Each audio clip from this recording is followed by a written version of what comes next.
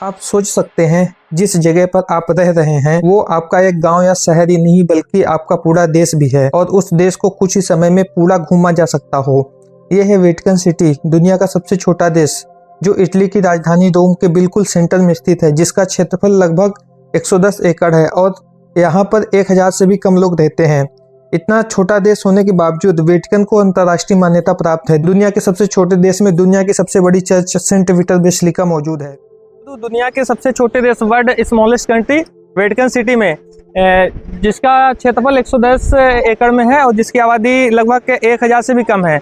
तो और ये देश इटली की राजधानी रोम के अंदर ही स्थित है। तो आपको लग रहा होगा कि इतने छोटे देश को बनाने की क्या जरूरत पड़ी। तो एक्चुअली में ऐसा था कि ईसाई धर्म के जो रोमन कैथोलिक चर्च होते हैं उनके जो धर्मगुरु होते हैं उनको यहाँ पे पॉप बोला जाता है। तो ईसाई लोगों का ये मानना था कि जो हमारे पॉप हैं वो किसी भी देश के अधीन नहीं रह सकते। तो उसके लिए इस देश को बनाया गया था। यहाँ पे सेंट पीटर बेसिलिका है, वेटिकन गार्डन है, वेटिकन म्यूजियम है, बहुत सारी चीज़ें हैं। तो हम एक एक करके सारी चीज़ें आपको दिखाएंगे, पर अभी हम चलते हैं सेंट पीटर बेसिलिका।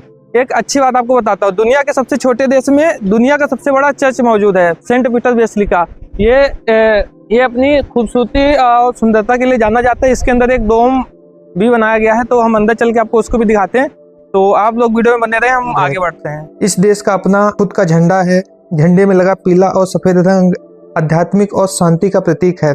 इस देश की अपनी खुद की सेना है, डाक विभाग। इस देश का खुद का 300 मीटर लंबा रेलवे स्टेशन है, रेडियो स्टेशन भी है। ये रेडियो स्टेशन 20 भाषाओं में दुनिया भर में प्रसारित होता है। इतना छोटा देश होने के बावजूद ये देश अपने देश के नागरिकों को पासपोर्ट सुविधा उपलब्ध कराता है। इस देश को उन देशों की सूची में रखा जाता है जिनकी नागरिकता प्राप्त करना मुश्किल होता है। अब हम बात करते हैं उन ऐतिहासिक और धार्मिक जगहों के बारे में जो बेहद प्रसिद्ध हैं और अगर आप वेटिकन सिटी आते हैं तो उन्हें घूम सकते हैं। हम स्टार्ट करते हैं सेंट पीटर बेसिलिका से।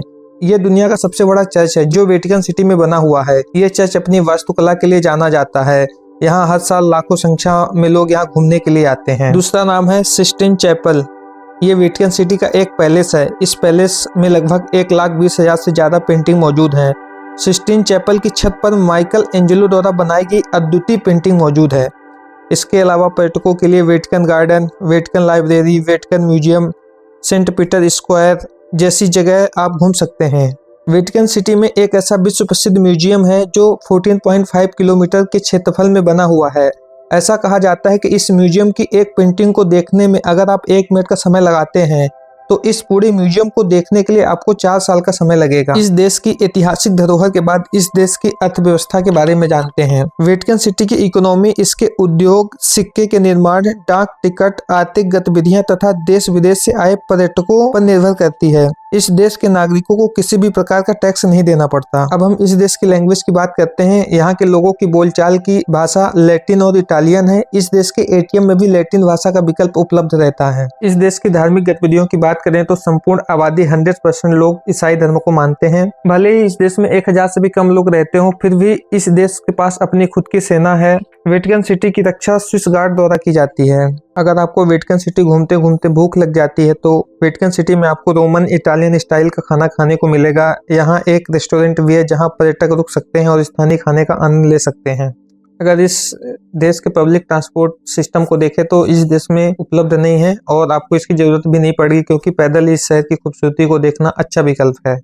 तमाम सुविधाओं के बावजूद इस देश का मोटो एकता, काम और विकास है। इस देश के अंदर कई हॉलीवुड और बॉलीवुड फिल्मों की शूटिंग हो चुकी है। इस चर्च के दृश्य को 2012 की एक मूवी में गिरते हुए दिखाया गया था। हालांकि तमाम सुविधाओं के बावजूद इस देश में कोई पुलिस स्टेशन नहीं है और ना ही कोई हॉस्पिटल है, इसलिए अपराध होने पे या कोई बीमार होता है तो उसके लिए इस देश को इटली के पुलिस और हॉस्पिटल का सहारा लेना पड़ता है। यह था हमारा एक प्रॉपर अनुभव जो हमने देखा, आपके साथ शेयर किया।